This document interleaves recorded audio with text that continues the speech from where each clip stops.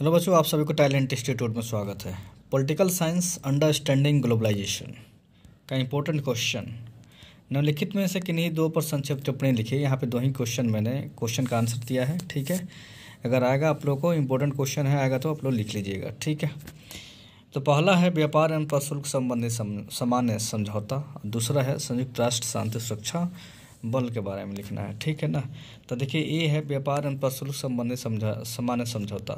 Silk road की शुरुआत से लेकर प्रशुल्क एवं व्यापार पर सामान्य समझौता यानी देखिए general agreement on tariff and trade, general agreement on tariff and trade GATT है ना के निर्माण तथा WTO के उद्भाव के WTO के यानी वर्ल्ड ट्रेड यूनियन होता है ना ऑर्गेनाइजेशन है ना, वर्ल्ड ट्रेड ऑर्गेनाइजेशन के उद्भव के समय में से व्यापार ने आर्थिक विकास को प्रोत्साहित करने और राष्ट्रों के मध्य शांतिपूर्ण संबंधों को बढ़ावा देने में महत्वपूर्ण भूमिका निभाई है। प्रशुल्क एवं व्यापार पर सामान्य समझौता की शुरुआत वर्ष 1944 के ब्रिटेन वुड्स सम्मेलन में हुई, ठीक है ना, जिसमें द्वितीय विश्व युद्ध के बाद की वित्तीय प्रणाली की नींव रखी गई तथा दो प्रमुख संस्थानों अंतर्राष्ट्रीय मुद्रा कोष एवं विश्व बैंक की स्थापना की गई, ठीक है। सम्मेलन के प्रतिनिधियों ने एक पूरक संस्थान की स्थापना की सिफारिश की जिसे अंतर्राष्ट्रीय व्यापार संगठन इंटरनेशनल ट्रेड ऑर्गेनाइजेशन ITO के रूप में जाना जाता है, जिसकी कल्पना उन्होंने वित्तीय प्रणाली के तृतीय स्तर के रूप में की थी। वर्ष 1948 में हवाना में व्यापार एवं रोजगार पर संयुक्त राष्ट्र सम्मेलन ने ITO के लिए एक मसौदा चार्टर तैयार किया जिसे हवाना चार्टर के रूप में जाना जाता है, जिसमें व्यापार, निवेश, सेवाओं एवं व्यापार और रोजगार कार्यों को नियंत्रित करने वाले व्यापक नियम बनाए गए। हवाना चार्टर कभी लागू नहीं हुआ। इसकी मुख्य वजह अमेरिकी सीनेट द्वारा इसकी पुष्टि न करने की विफलता रही। परिणाम स्वरूप ITO अस्तित्व में नहीं आ सका। इसी दौरान वर्ष 1947 में जिनेवा में 23 देशों द्वारा हस्ताक्षरित गैट का रूप में एक समझौता 1 जनवरी 1948 को निम्नलिखित उद्देश्यों के साथ लागू हुआ: आयात कोटा के उपभोग को समाप्त करने के लिए तथा वाणिज्यिक वस्तुओं के व्यापार पर प्रशुल्क कम करने के लिए। गैट 1948 से अंतर्राष्ट्रीय व्यापार को संचालित करने वाले एकमात्र बहुपक्षीय साधन बन गया, तब तक कि वर्ष 1995 में विश्व व्यापार संगठन की स्थापना नहीं हुई। अपनी संस्थागत कमियों के बावजूद गैट बहुपक्षीय व्यापार वार्ताओं के 8 चक्र को प्रायोजित करते हुए एक वास्तविक संगठन के रूप में कार्य करने में सफल रहा। अतः गैट 1948 से अंतर्राष्ट्रीय व्यापार को संचालित करने वाला एकमात्र बहुपक्षीय साधन बन गया था, जब तक कि वर्ष 1995 में विश्व व्यापार संगठन की स्थापना नहीं हुई, ठीक है ना। ये 2 बार लिख दिएगा। उरुग्वे राउंड वर्ष 1987 से वर्ष 1994 तक आयोजित किया गया, जिसके परिणाम स्वरूप मार्केस समझौता हुआ, जिसके द्वारा विश्व व्यापार संगठन की स्थापना की गई। विश्व व्यापार संगठन गैट के सिद्धांतों को समाविष्ट करता है और उन्हें लागू करने एवं विस्तृत करने हेतु अधिक स्थायी संस्थागत ढांचा प्रदान करता है। गैट का समापन वर्ष 1947 में हुआ था और अब इसे गैट 1947 के रूप में संदर्भित किया जाता है। गैट 1947 को 1996 में समाप्त कर दिया गया एवं WTO ने इसके प्रावधानों को गैट 1994 में एकीकृत कर दिया। गैट 1994 सभी WTO सदस्यों पर बाद एक अंतर्राष्ट्रीय संधि है। यह केवल माल व्यापार से संबंधित है। WTO ने गैट का स्थान क्यों लिया? देखो अब WTO ने क्या किया, गैट का स्थान ले लिया। गैट सिर्फ नियमों एवं बहुपक्षीय समझौतों का संग्रह था जिसमें संस्थागत ढांचे का अभाव था।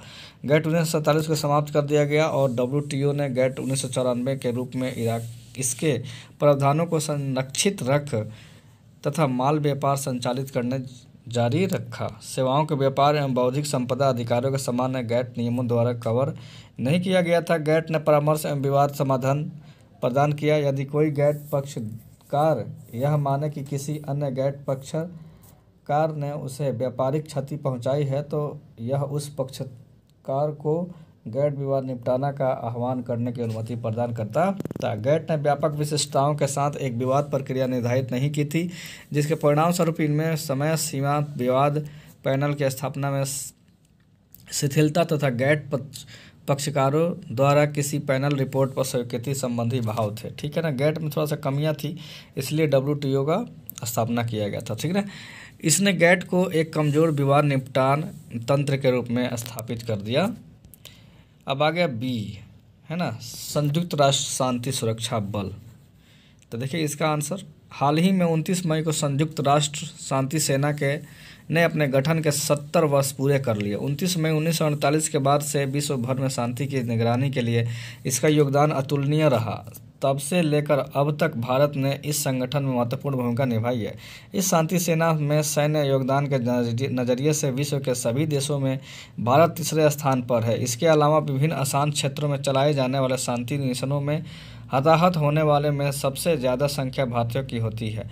वर्तमान में संयुक्त राष्ट्र शांति सेना के दुनिया भर में 14 शांति अभियान चल रहे हैं जो अफ्रीका और एशिया महाद्वीप में केंद्रित रहे हैं। इसमें से अधिकांश अफ्रीका महाद्वीप में चल रहे हैं। इनमें भारत और पाकिस्तान के अलावा कोसोवो, दक्षिण Sudan, Cyprus, Timor, Congo, Sierra Leone, Lebanon, पश्चिमी सहारा, माली, अबेई, हैती तथा मध्य पूर्व के देश शामिल हैं। संयुक्त राष्ट्र शांति सेना, इसका आरंभ 1948 में किया गया था और इसने अपने पहले ही मिशन 1948 में हुए अरब इजराइल युद्ध के दौरान युद्ध विराम का पालन करवाने में महत्वपूर्ण भूमिका निभाई। तब से संयुक्त राष्ट्र शांति सेना गृह युद्ध और जातीय हिंसा के शिकार देशों में शांति स्थापना का महत्वपूर्ण काम करती आ रही है। संयुक्त राष्ट्र शांति सैनिक विविध पृष्ठभूमियों से संबंध रखते हैं। इसमें 119 देशों के सैनिक, सेना के पर्यवेक्षकों तथा सिविल पुलिस अधिकारी काम कर रहे हैं। संयुक्त राष्ट्र शांति सैनिक बल को 1988 में नोबेल शांति पुरस्कार में से सम्मानित किया गया था। वर्तमान में 4 महाद्वीपों में 17 संयुक्त राष्ट्र शांति अभियान चलाए जा रहे हैं। ठीक है, 4 महाद्वीपों में 17 संयुक्त राष्ट्र शांति अभियान चलाए जा रहे हैं।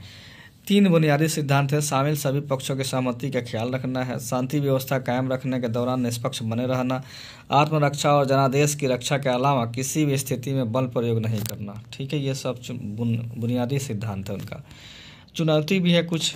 शांति रक्षा मिशन के लिए आज्ञा पत्र को लागू करने भारत जैसे देशों की भूमिका तो होनी चाहिए। साथ ही वैश्विक शांति बहाल करने हेतु महत्वपूर्ण नीतियों और सैद्धांतिक मुद्दों पर शांति सैनिक प्रदान करने वाले देशों तथा संयुक्त राष्ट्र सुरक्षा परिषद के बीच अधिक प्रभावी सहयोग सुनिश्चित करने की भी आवश्यकता है। वर्तमान दौरे में शांति अभियानों के दौरान कई जटिल चुनौतियां देखने को मिलती है। ऐसे में शांति कायम करने के लिए सुरक्षा परिषद के सदस्यों, शांति सैनिक, योगदानकर्ता, प्रमुख देश और संयुक्त राष्ट्र सचिवालय के बीच एक राजनीतिक आम सहमति का बनना आवश्यक है। वस्तुतः संयुक्त राष्ट्र शांति सेना के अभियान कर एक नए चरण में प्रवेश कर रहे हैं जहां स्थितियां विपरीत और बहुआयामी है तथा जहां शांति कार्य महत्वपूर्ण भूमिका निभा सकता है। संयुक्त राष्ट्र शांति अभियानों में तैनात वर्दीधारी सैनिक की संख्या पिछले 10 वर्षों में लगभग दोगुनी हो गई है। ऐसे में शांति अभियानों को विभिन्न प्रकार के वातावरणों में विशेष मांगों को पूरा करने की आवश्यकता होती है और लचीलेपन व तत्परता के लिए समस्त क्षमताओं को अनुकूल एवं प्रभावी रूप में एकजुट करना आवश्यक है। सुरक्षा का परिवेश भी बदल रहा है, शांति स्थापना की मांग भी बढ़ रही है और संसाधन जुटाना कठिन हो गया है। ऐसे में शांति स्थापना मिशन को उनकी सीमाओं और राजनीतिक समाधान के समर्थन के साथ कार्यान्वित करने की आवश्यकता है। भारत की भूमिका, भारत शुरू से ही संयुक्त राष्ट्र शांति सेना के विभिन्न मिशनों में शामिल होता रहा है। Kosovo, Sudan, Cyprus, Timor, Congo, Sierra Leone, Liberia, Haiti आदि देशों में कार्यरत भारतीय सैनिकों की प्रशंसा न केवल संयुक्त राष्ट्र संघ करता है बल्कि स्थानीय नागरिकों द्वारा भी उनके काम को सराहा जाता है। संयुक्त राष्ट्र के शांति रक्षा मिशनों में बड़ी संख्या में सैनिकों और पुलिस का योगदान देने वाले देशों में भारत का नाम भी शामिल है। भारत अब तक विभिन्न शांति अभियानों के तहत 1,80,000 से अधिक भारतीय सैनिकों को भेज चुका है। भारत ने 82 देशों के लगभग 800 शांति स्थापना अधिकारियों को प्रशिक्षित भी किया है। ओके बच्चों, तो ये रहा इम्पोर्टेंट क्वेश्चन जो कि आप लोग पढ़ लीजिए अच्छे से, फिर आएगा तो लिख लीजिएगा। ओके, चलिए फिर मिलते हैं अगले वीडियो में। Thank you so much. हमारा बेस्ट विशेष आप लोग के साथ है। All the best.